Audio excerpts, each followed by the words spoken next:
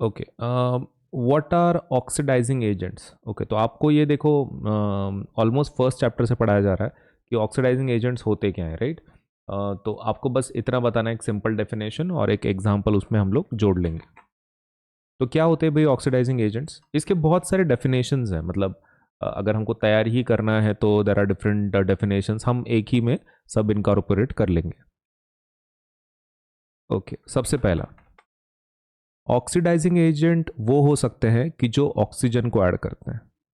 इसको ऐड करते हैं, ऑक्सीजन को ऐड करने वालों को भी हम लोग क्या बोलते हैं? ऑक्सीडाइजिंग एजेंट बोलते हैं। हम उनको भी ऑक्सीडाइजिंग एजेंट बोलते हैं जो हाइड्रोजन को रिमूव करते हैं। क्या है? जो हाइड्रोजन को रिमूव करते हैं हम उनको भी क्या बोलते हैं? ऑक्सीडाइजिंग एजेंट ही बोलते हैं, राइट? एंड ये, हम इसको और एक डेफिनेशन है, ये वो सब्सटेंसेस होते हैं कि जो क्या करते हैं? इलेक्ट्रॉन्स को गेन करते हैं। इलेक्ट्रॉन्स को क्या करते हैं?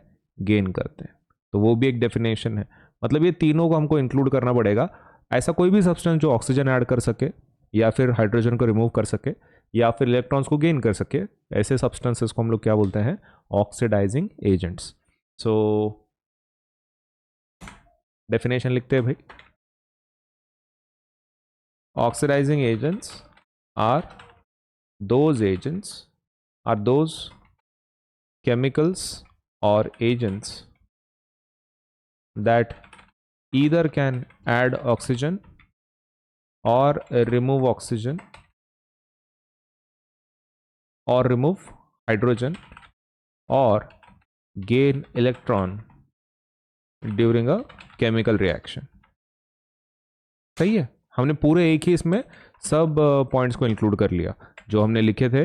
वो ऐसे एजेंट्स है कि जो एक तो ऑक्सीजन को ऐड कर सकते हैं, हाइड्रोजन को रिमूव कर सकते हैं, या फिर इलेक्ट्रॉन को गेन कर सकते हैं।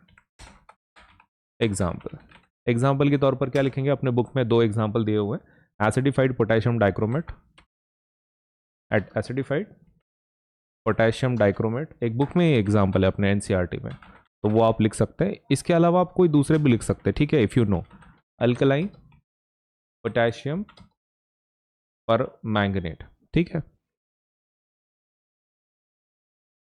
तो ये हो गया एग्जाम्पल। तो डेफिनेशन भी लिख दी हमने और एग्जाम्पल भी लिखा है।